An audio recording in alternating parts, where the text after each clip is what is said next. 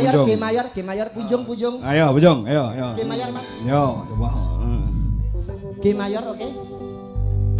Ngomong jalukmu piro ndang cepet kondo selak bojoku teko aku ora popo yen kacek 3-5 sing penting kowe ora digawa Pak Joko. Sik to, Pak Joko kok iso nggawa karo Mbak iki? Nanggap Mbak Punjung buat acara panggung hiburan. Oh iya. Masa ya kurti kacake 35 Mas? Alah 35 itu wedhus. Nek 02 bekecot. rolas Jarang. selikur Anu kafe dangdung. oh iya. Wah, yo alah Mas keringetmu kok kaya ngono. Lagunya apa Pak niki Pak? Lagune apa lagune? Yo sing duet no sing tren saiki. Oke, anu Apa kae Lintang Asmara apa kae? Lintang Asmara. Ya. Ah, ki akeh duet ki. Lintang Asmara. Ya. Nggih. Nggih. Pamrutan patang nggih. Mbak. Wah, kathah ki lek diwaca ora enak enteke iki sing nyuwun lakon pirang-pirang. Tapi pamundhut saka panitia kan wis diaturke mau. Nah, iki karek bebas wae sing berbau campur sari. Ya. Lintang Asmara duet karo sapa? Karo Pindro ya? RTP. Nah, yo. Ya ya Mas Doro. Gamelan plus musik. Yuk, kaya apa? Oke. Lintang Asmara terus.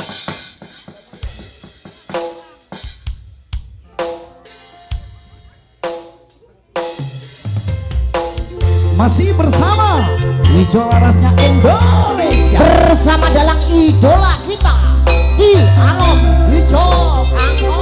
sumber ingin bergoyang bolong.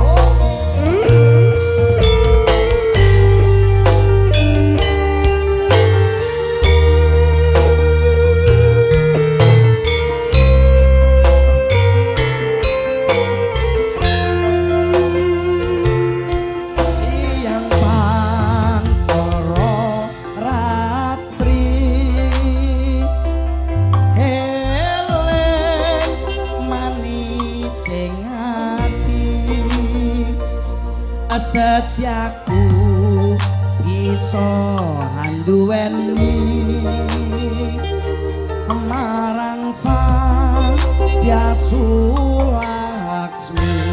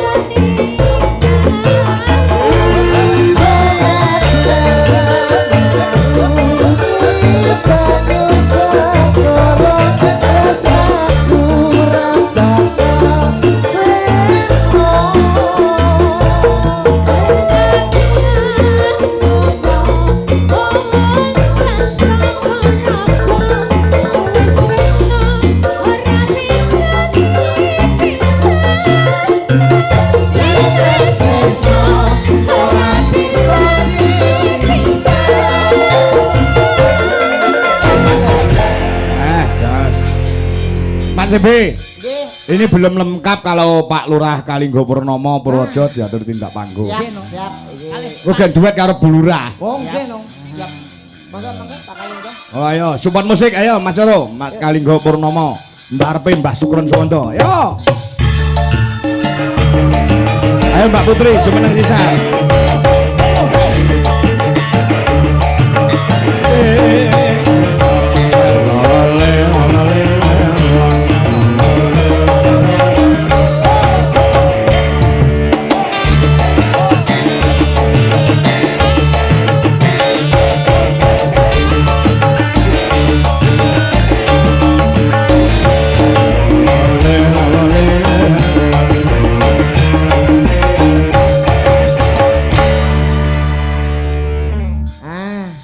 Bose iki Dik B.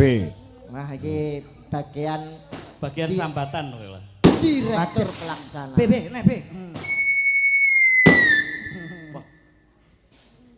Kalau sampe nek Mbak Lurah munggah diringi granat. Apa granat iki? Heeh. Nggih. Sik, wis gentek sik merjane. Nggih. Mau rong tak sore gentek sik. Ya. Dor. Dor. Ngantek jam 8 esuk ya gathuk. Oh iya. Wah.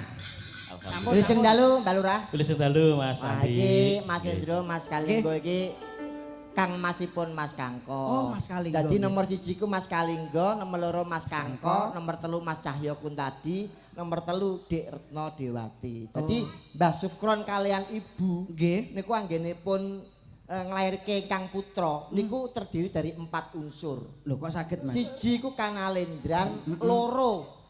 Siji Kanalendran, loro kapanditan, telu kasatriyan, papat kadewatan. Dadi raja, pendhita, satriya, dewa. Wi.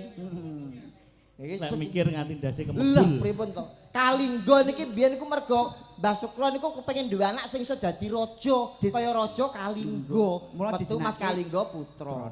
Terus keloro duwe pendhita, pengen duwe anak sing kaya pendhita sing diwedeni wong. Sapa? Akhirnya ngimpi ketemu kethek putih Anoman. Anoman.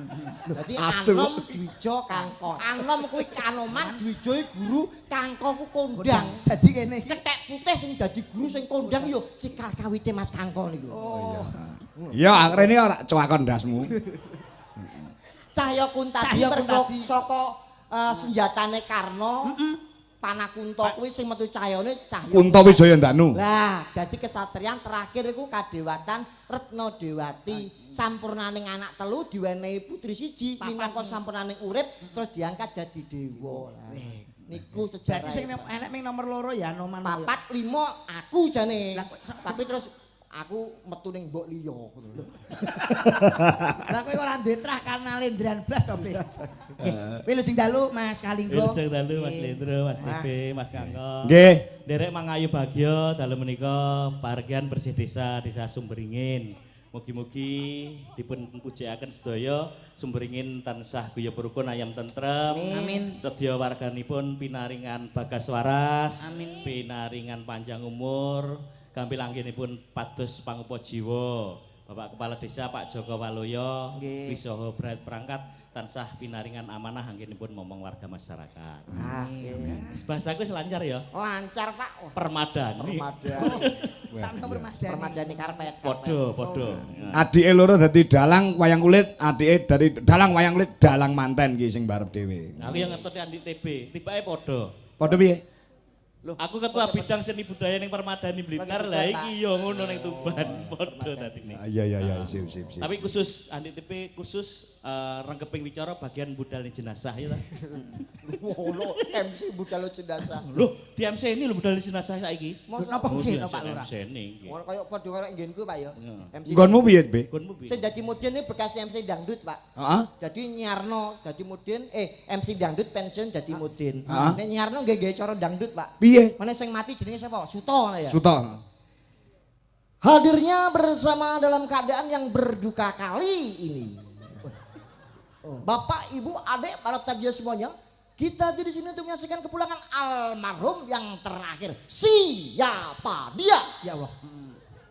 Yuk kita sambut mayit yang satu ini. Ya. Ada si Suto, Ganjel. Yuk Suto kita berangkatkan diri oleh New Palapa. Kita dia terus modene koclok. Ibu den genmu. Wis mati saiki. Ya wis mati ya wis. Karena nyara terus mati. Nggih. Nah. Nggih. Monggo niki dueten apa, Pak? Mas Kalinggo badhe duet menapa Wonten kali? request napa mboten? Mboten pun sak penake mawon Pak Lurah. Dewa Trisno mawon nggih, ngerasa Oke, rame Pak. oke. Kadung rame. Dewa Tresna nggih. Nah, iki nek ora kleru karyane Ki Rudi Gareng. Gareng. Ya.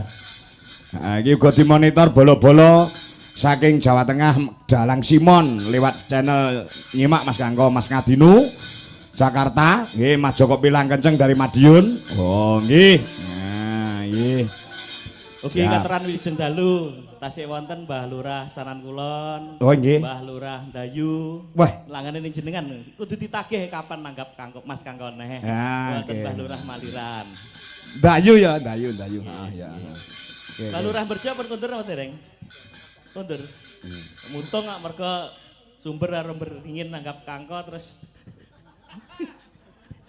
Berjo pagah pake ae. Wow, kuwi malah asepe sing ampuh dhewe iki ya Mbah Kong kuwi Iki lho kok. gara-gara TB mau lho. Lah nyapa kowe? Nyapa to, Pak? Dikompori TB yo. Mbah zaman mau nanggap dalang sepuh. Mbah Sumerjo to? Oh, mau kompori itu mau. Sampeyan sutradarane yo pilih kasih. Mbah Sumberingin kei Mas Kangkop, sampeyan dikai Mas Cahyo Sumberjo kei Mbah Sukron. Enggak, sesuk bintang tamune Mas Kangkol. Berjo. Ya.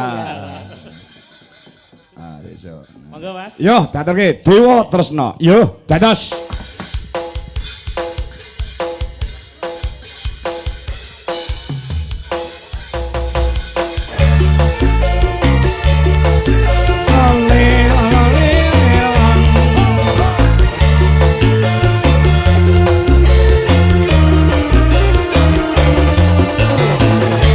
Salam kagem Mas Nopek lan Mbah Pir yang ada di Madiun, Bilang Kenceng.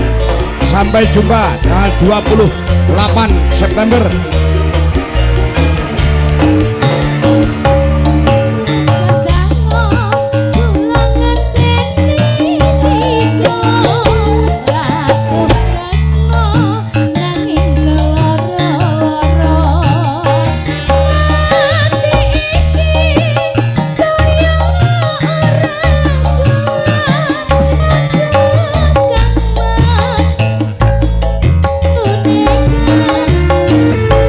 Aduh sayang, aku cinta padamu.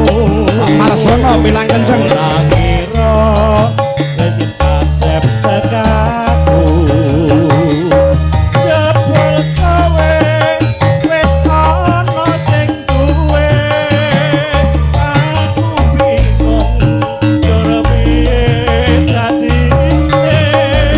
Pak Citra asli wingi. Posisi di Kediri Semarang. Pak Enanda, Pak Sunarto.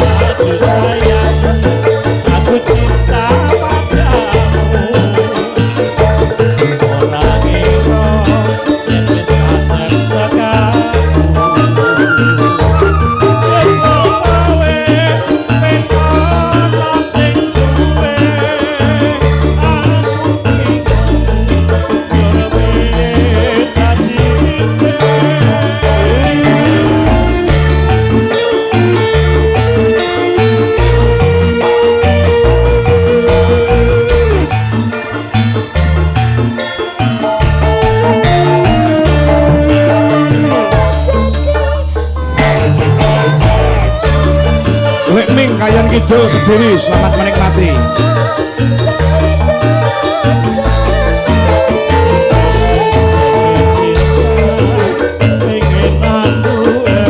Pak Miswanto PWKD.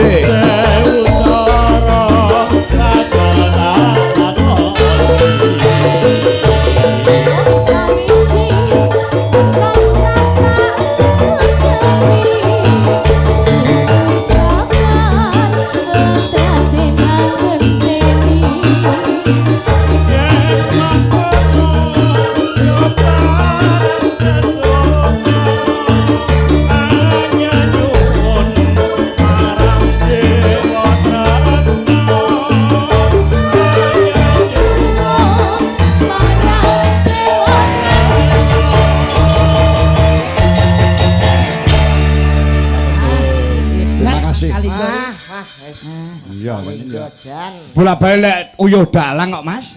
Jane Mas Kalinggo apa mau gelem dalang ngono meni lucune malah ngalahake adik-adike. Suarane kung Mas. Iya. Ben isuk diceluk kung teng pundi kung. Wimbah iki bos karo. Ya wis.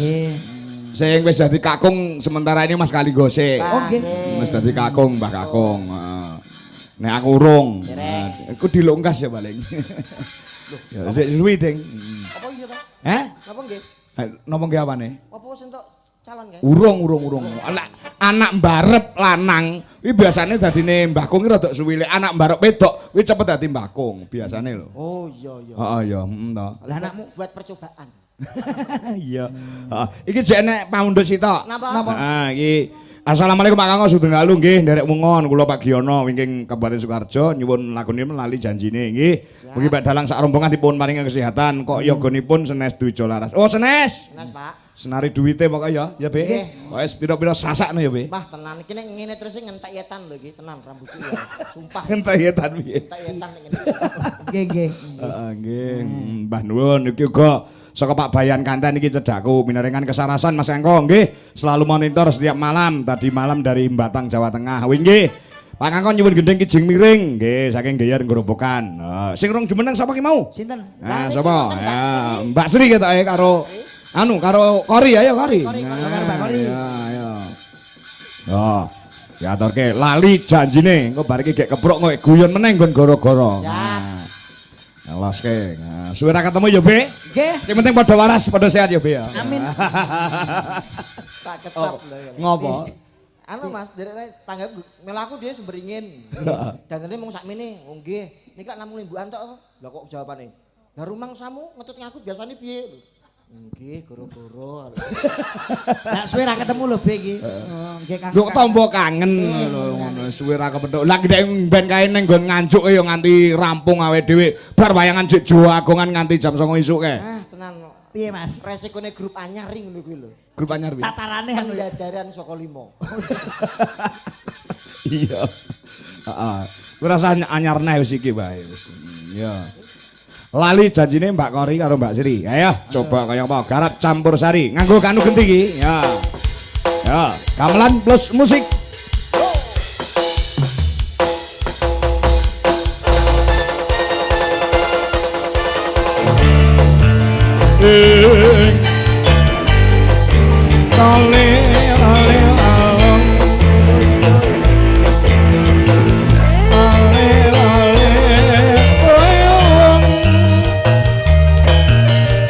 Halo Pak Kangkong, Mbah Moto delok pojok Patu Sambong Blora.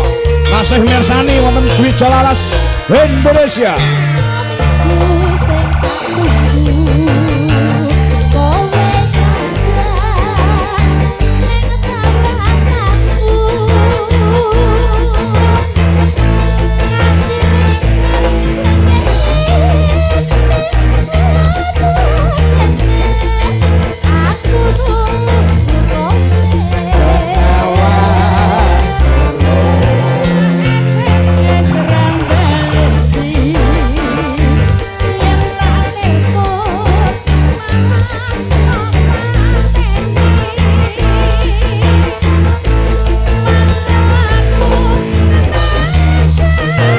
Siap Pak Miswanto, PWKD, penggemar wayang Ki Dwija Kangko.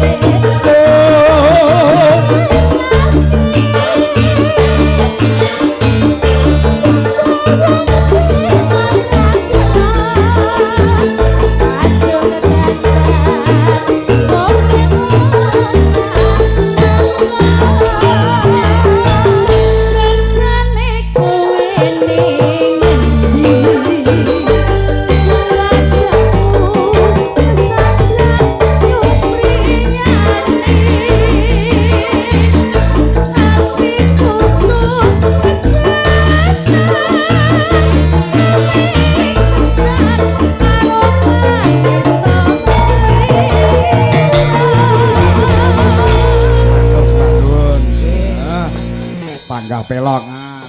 Sambung kon manci gara-gara ya Mas B. Siap, Pak. Nah ya. Meski kudu eling sajroning urip